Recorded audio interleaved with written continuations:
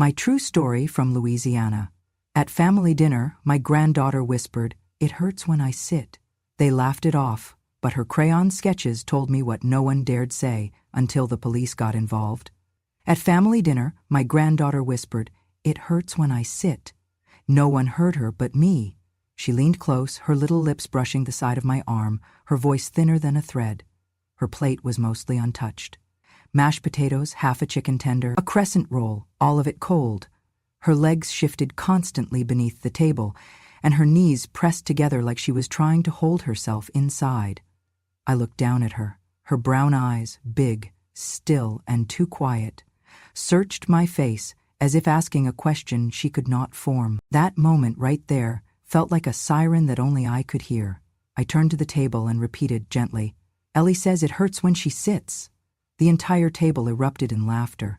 Elisa, sitting across from me in a low-cut floral dress that did not belong in a dining room full of children, let out a loud cackle. "Oh, please," she said, waving her wine glass.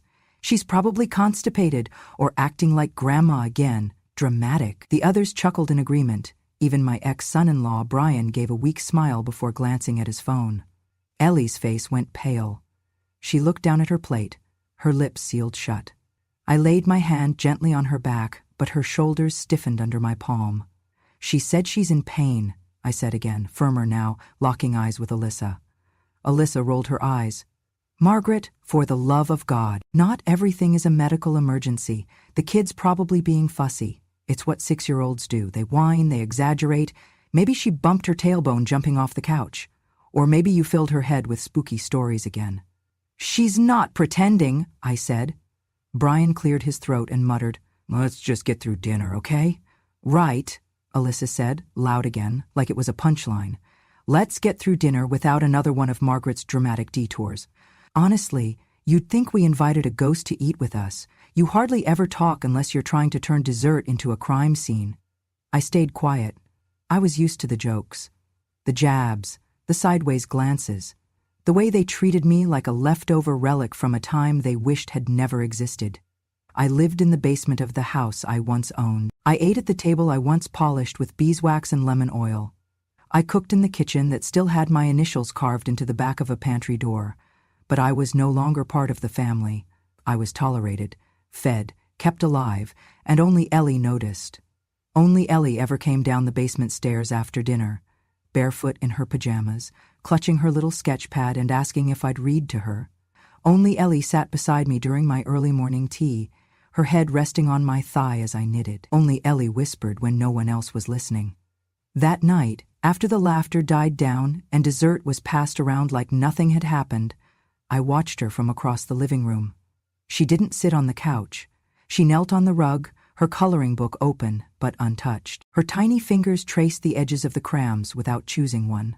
I could see it in the way her shoulders hunched, in the way her feet curled under her, in the way she flinched slightly when Logan, Elisa's boyfriend, the man who had no blood in this family but moved through the house like he owned it, reached over her head to grab the remote. My skin prickled. "Ellie," I said softly from my corner, "do you want to come downstairs with me later?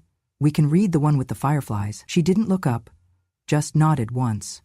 That night, under the yellow basement lamp, she curled up on the couch beside me, her face pressed into my side. I didn't read the book.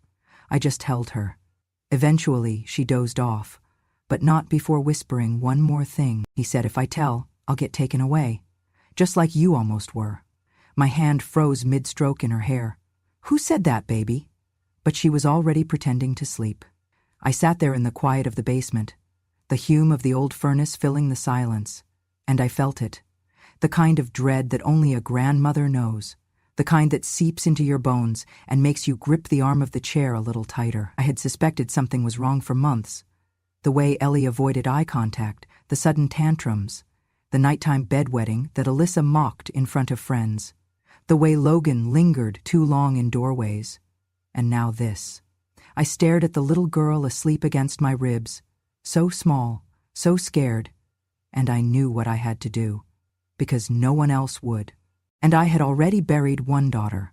I wasn't going to lose the only piece of her I had left. We should have left her in that hospice. She's just waiting to die louder. Elisa said it loud enough for everyone to hear, but she never looked at me when she spoke. She never did. She always said these things with her wineglass raised or her eyes glued to a casserole dish, like her cruelty was just another part of the decor, something you couldn't remove without disturbing the color scheme. That night, she said it while I was washing the dishes.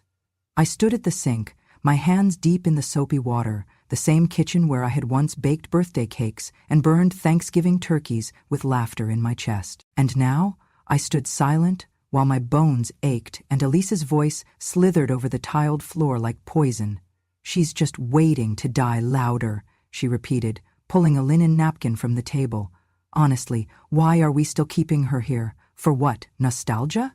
Nobody responded. Because nobody ever did. This was my house. My name was the first one etched on the deed nearly 30 years ago. Harold and I bought it before the market crash when we still believed in futures. After his death, I kept it running. After my daughter Janine passed away in that wreck, I turned the guest room into Ellie's nursery. It was me who painted the walls yellow. Me who held that child every night while Alyssa disappeared for grief weekends and Brian drowned in overtime and beer. When I moved into the basement, it was supposed to be temporary, just until they got their lives together, just until things settled. They never did. They took over, piece by piece. The upstairs bathroom became off-limits. My furniture was pushed into the garage. Elisa replaced the photos of Janine with pictures of her own brunches and backyard parties, and I, the woman who scrubbed that floor on her knees for decades, became an afterthought, a line item on the grocery list, the thing they had to deal with on holidays. Elisa had no patience for me. She saw me as a drain, a holdover, a burden that came with the kid she never really wanted. I was tolerated only because I cooked, folded laundry, and picked Ellie up from school when no one else could, and even then, I was called Grandma in the same tone one might use for Roach in the hallway. Every time I tried to talk to Ellie, to really talk, Elisa stepped in, like a warden. "She's fine," she snapped once when I asked why Ellie flinched when Logan walked in the room. "She's just shy," she barked another time, when I brought up the sudden nightmares, the drawings filled with locked rooms and screaming faces. "Don't project your trauma onto my kid," she hissed last week. "Just because you couldn't save your daughter doesn't mean you get to play detective now." I remember standing at the bottom of the stairs that night, hearing Ellie crying upstairs. Alyssa had locked the door. I wasn't allowed up after 9. I wasn't allowed to interfere. But I knew those cries. I knew that sound like I knew my own breath. It was the same cry Janine used to make when she came home with bruises from a boy who said he loved hard. It was the same pitch, the same choked sob, and no matter how many times Alyssa told me it was just a phase, I felt the truth running cold through my veins. They said I was old, delusional. They said I imagined things, that my mind was slipping, and soon I'd be better off in care. But I wasn't confused. I wasn't broken. I was watching, and remembering, and praying to a God I wasn't sure still listened. At dinner the next day, Ellie barely spoke. She picked at her food. When Logan brushed past her, she froze, eyes wide. Nobody noticed. Nobody cared. I reached over and gently placed my hand on hers. She didn't flinch from me. "Ellie," I said quietly, "do you want to draw something after dinner?" She nodded slowly, the only word she said all evening. Later that night in the basement, she handed me a sketch. Crayons, thick lines, the color black smeared across most of the paper. In the center, a small girl with no mouth. Beside her, a man drawn with no face at all. I didn't ask. I just hugged her, and I knew what I had to do. Because I had already lost one daughter, and I wasn't about to let them take her child too. The drawings began quietly. At first they looked like any child's work, uneven lines, stick figures, sunflowers with too many petals, but then the light disappeared. Ellie stopped drawing, butterflies and rainbows. Instead, she drew a house with no windows. Black crayon smeared across every wall, no light, no doors. A roof that seemed to press down like it was crushing everything inside. One morning, I found a picture left under her pillow. It showed a little girl, clearly Ellie, curled into a corner. Beside her was a man, tall, featureless, his face completely blank. His hands were long, too long, drawn in angry red strokes, reaching for her. She had written above it in her wobbly first-grade handwriting, "Don't tell. No one believes Grandma." My hands trembled holding that piece of paper. I knew what she meant. Not just what she drew, but what she had been trying to say from the beginning. And I knew that someone in that house had made her believe that silence was safer than truth. I folded the paper gently and hid it between the pages of my old recipe book. Then I started watching more closely. The next night, she brought me another drawing. It showed the same man, faceless again, but this time holding the hand of the little girl.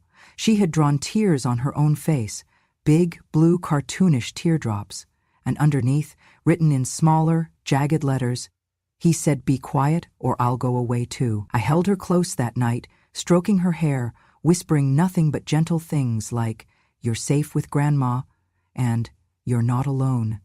The next day, I confronted Alyssa. I waited until the house was quiet, until Logan had gone out for beer, and Brian was buried in the garage with his tools. I took the first drawing, the windowless house, and slid it across the counter. "She's crying for help," I said. Lissa glanced at it, blinked once, and then, without hesitation, tore it in half. "She draws weird because you fill her head with ghosts and guilt," she snapped. "You've been whispering your little sob stories about your dead daughter and your haunted life, and now she thinks drama equals attention." "She's scared," I said, trying to keep my voice steady. "She's imaginative," she shot back, "and you're projecting." Then she leaned forward, voice lowering to a hiss. "Try this again, and I'll make sure you're not allowed to speak to her at all." I said nothing. I just walked away. That night, in the basement, Ellie sat on the couch with her sketchpad in her lap, her crayons scattered like fallen leaves. She didn't look at me when she whispered, "He said if I tell, I'll be taken away, just like you almost were."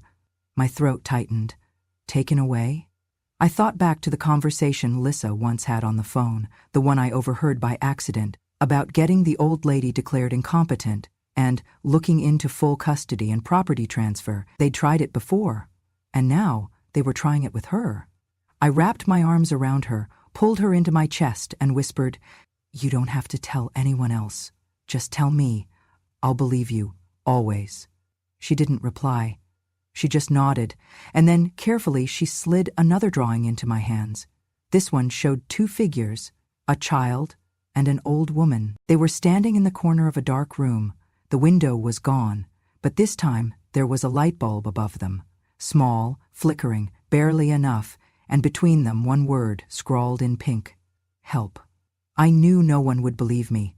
Not Alyssa, not Brian, not anyone in that house who had learned to treat my presence like expired milk, tolerated, ignored, and eventually thrown out. If I came forward with just Ellie's drawings and a trembling voice, they would say I was confused, paranoid, senile. So I began quietly.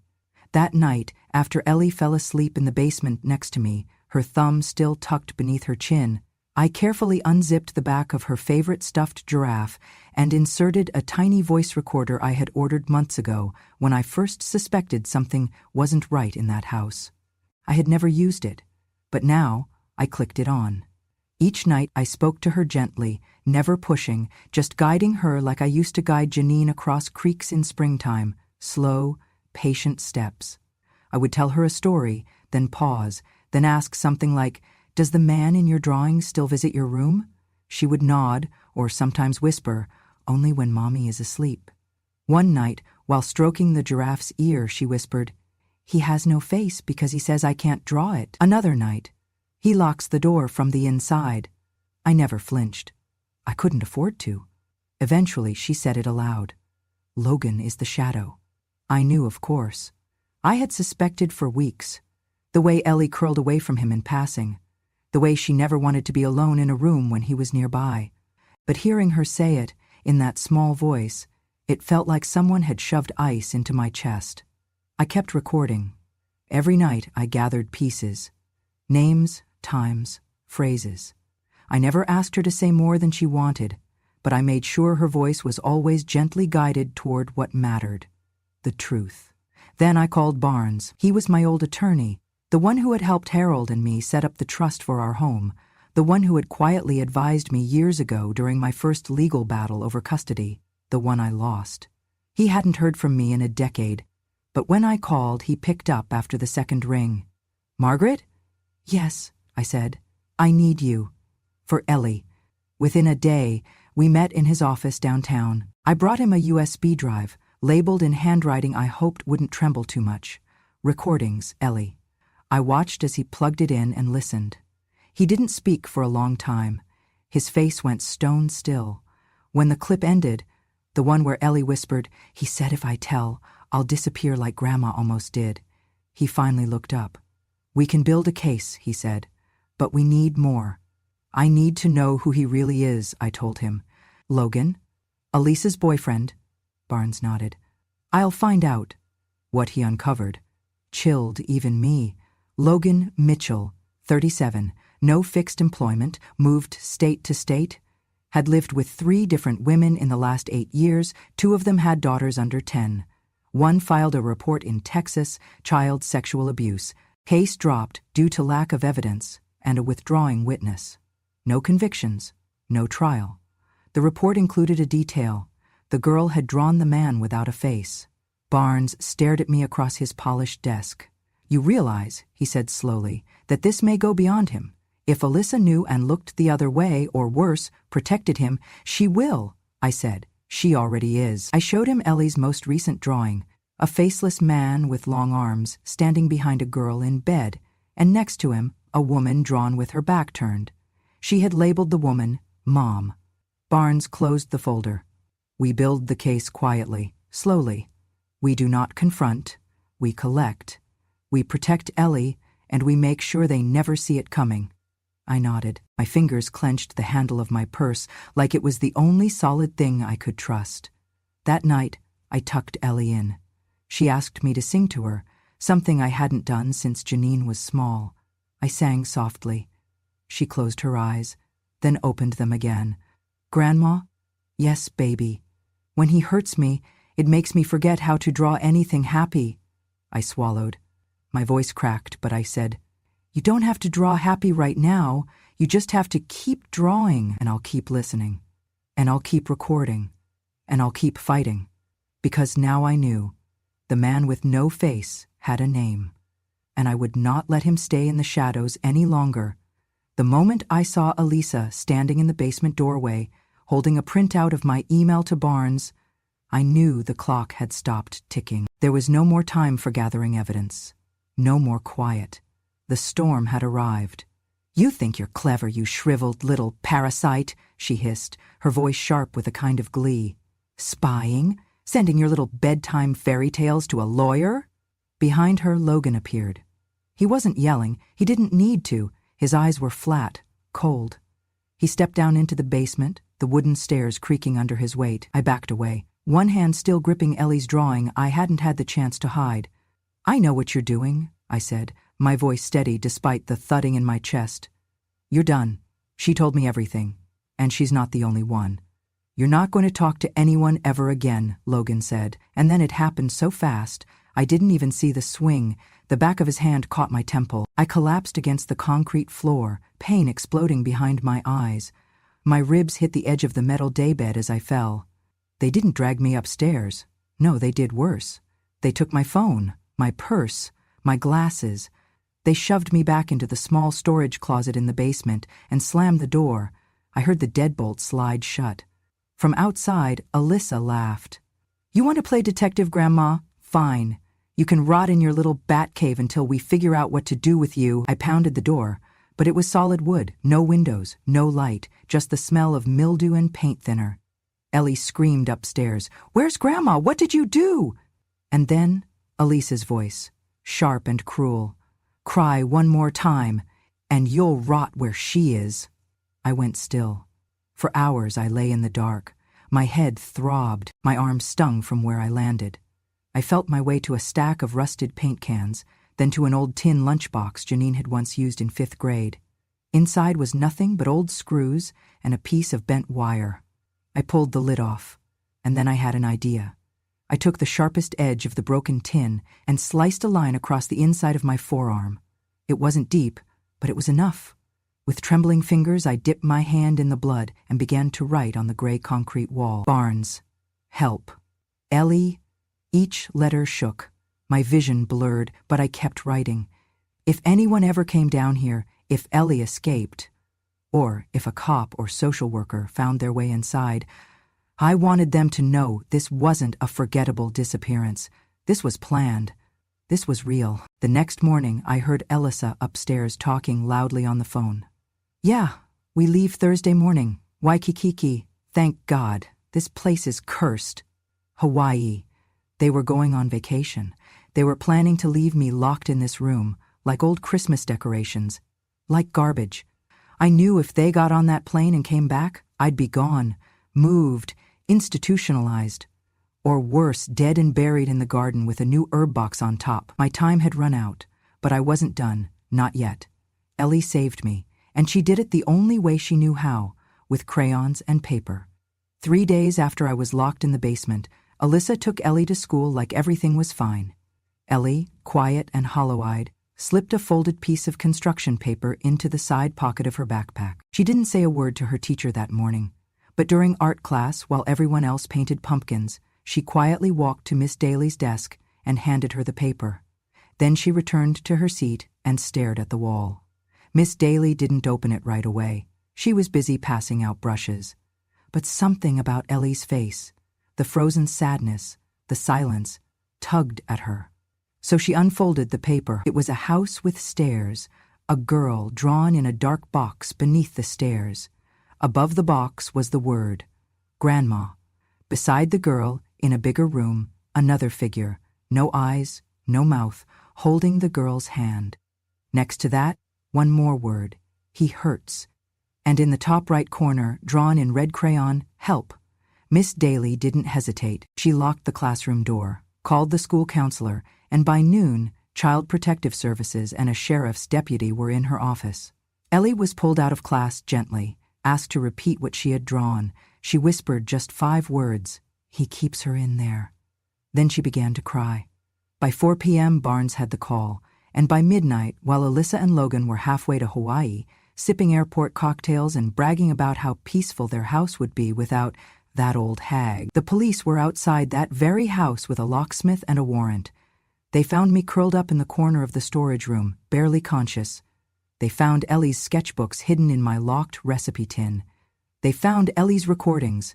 I had backed them up and left them in my coat pocket, just in case. And in Logan's computer, tucked away in a folder labeled Taxes _2017, they found the final nail in the coffin. Hidden camera footage. Dozens of short videos, dated and time-stamped, taken through a peephole drilled into the bathroom tile. Videos of Ellie, alone, undressed, terrified. The house became a crime scene overnight. I was taken to the hospital. Ellie, too. Her medical exam confirmed what she had drawn, and worse. Barnes called me the next morning. They're not getting on that return flight, he said. The arrest warrants will be waiting at the gate. I stared out the hospital window, fingers still bandaged, throat raw from dehydration and bruises. But for the first time in months, maybe years, I felt something crack open in my chest. Not grief, not rage, relief. Ellie had spoken, and someone had listened. The courtroom smelled like old paper and cold metal, the kind of place where you feel the weight of other people's pain before you ever take your seat. I walked in with a cane, my left leg still bruised from where Logan had kicked it in the basement, my arm bandaged where the skin had split riding Barnes in blood on concrete. But I walked in tall. Barnes stood beside me, steady and unshaken.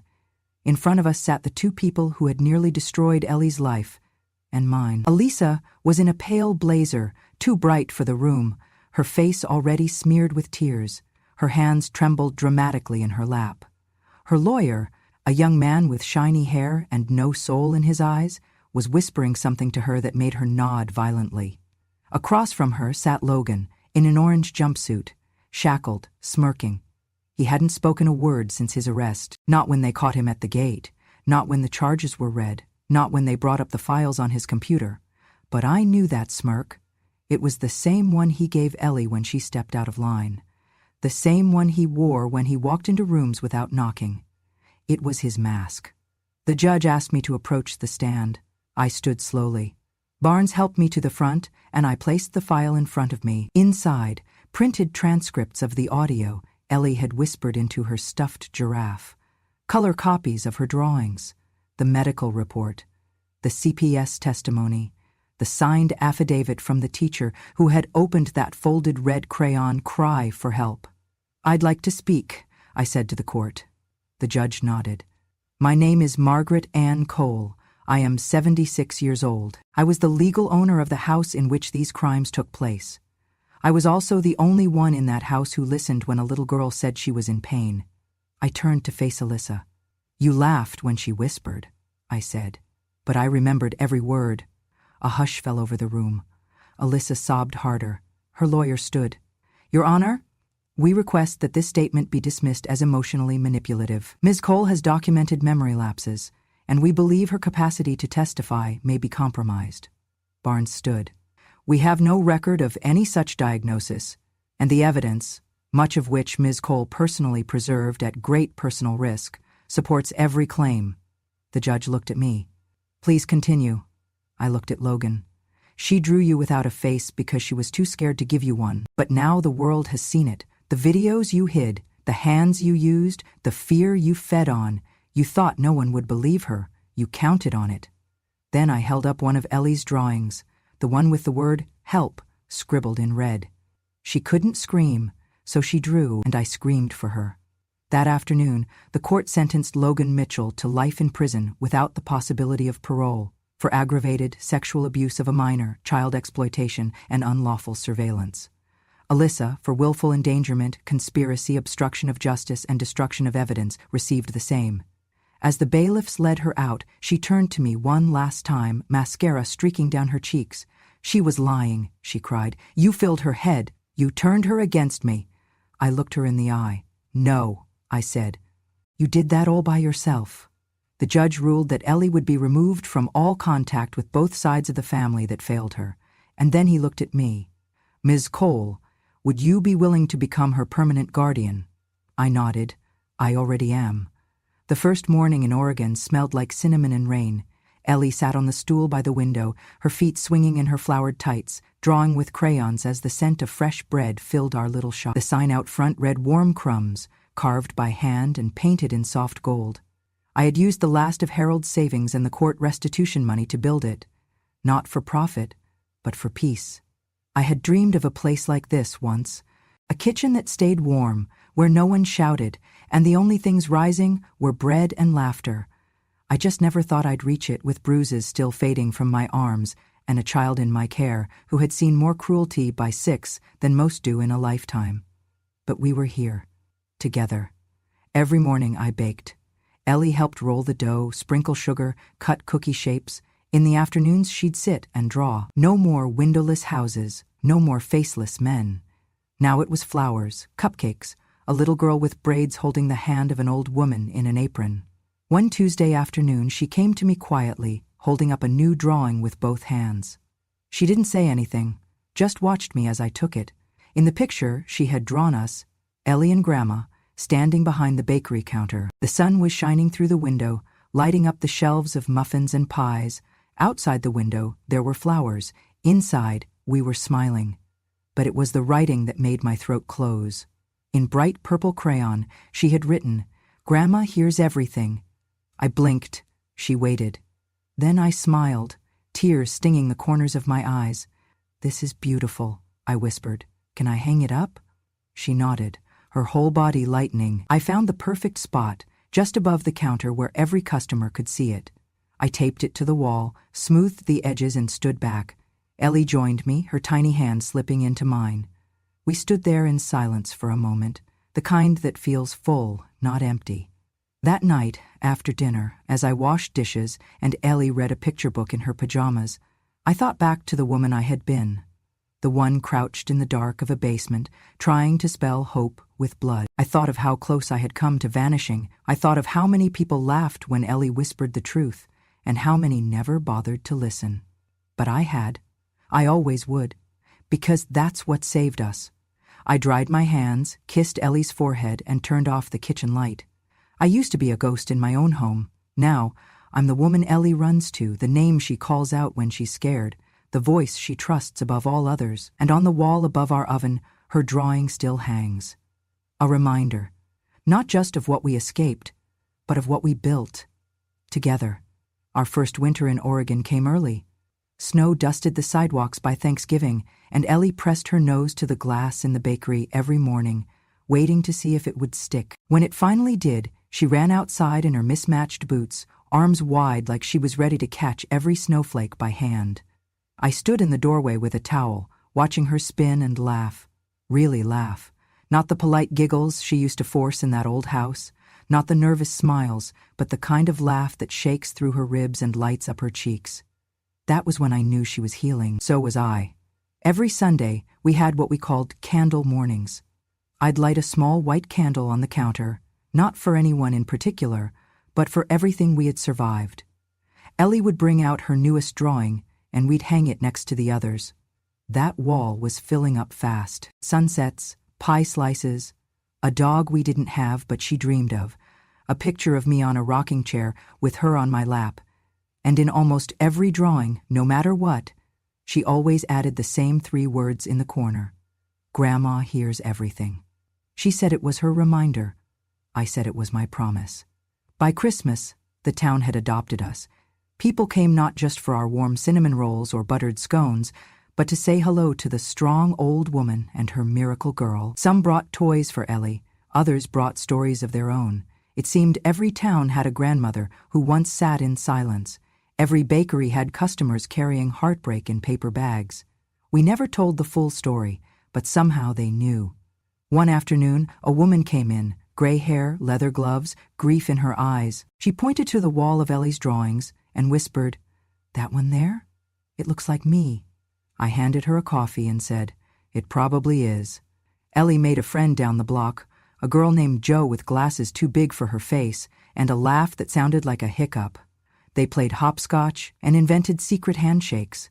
One night, after Jo went home, Ellie asked, "Do you think Jo knows?" "Knows what, sweetheart?" And I used to be scared all the time. I sat beside her, wiped flour off my hands. "I think Jo knows that you're brave. That's what matters." She thought for a moment. "Yeah, brave is better than scared." On the anniversary of the trial, I baked a single cupcake with pink frosting. Ellie placed one tiny candle in the center. We didn't call it anything. We didn't need to. She blew it out, smiled, and said, "Let's draw." That night's drawing was just 2 hearts, one big, one small, connected by a string. No words, just understanding. Spring came early that year. The bakery smelled like lemon bars and rising bread. Ellie helped me plant tulips in the window box. She had grown taller, stronger. She still had bad dreams sometimes. So did I. But we had built a world where those dreams didn't follow us past breakfast. And one evening, as I tucked her in, she asked, "Grandma, will you be there forever?" I held her hand. "As long as I'm breathing, baby. And after that, I'll still be the voice in your heart that listens." She smiled. "Then I'll never be alone." I kissed her forehead, turned off the light, and whispered the same words I had told her that very first night, when everything was broken and nothing made sense. "You're safe with Grandma, always." And this time, she believed it. Thank you for staying with me through this story. Some truths are whispered so quietly, the world never hears them, unless someone listens with their whole heart. Ellie whispered. They laughed, but I remembered every word. If you felt something while listening, if you've ever known the pain of being dismissed, the ache of watching someone suffer in silence, or the fire that burns inside when no one else will stand up, then you understand why I had to tell this. Because when no one believes the child or the grandmother, it takes just one voice to shatter the silence. Here on Grandma True Stories, that silence ends. So if you believe in justice, not shouted but earned, if you believe in quiet revenge, in patient truth, and in the wisdom of women long ignored, subscribe to Grandma True Stories, where the quietest voice in the room finally speaks and the world listens, because revenge has no expiration date. And Grandma hears everything.